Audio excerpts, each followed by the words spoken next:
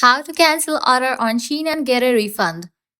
Let's get started. Launch your Shein app. Make sure you have already logged into your account. You will land to the shop page. Now at the bottom, you're going to find different options. Navigate to the option of Me. Once you land to the Me page, here you're going to find this section of orders. Click on the option of View All. With that, you're going to find all of your orders. Now head towards the order that you want to cancel. Just go ahead and click on it. After you open the product that you want to cancel, scrolling down, you'll see the option of cancel order at the bottom. Click on that. After canceling your order, the used points and coupons will be returned to your account. Now here you have to give a reason why do you want to cancel your order and then click on submit. Then you will be directed to the page where you have to select your refund method, Shein wallet or payment account.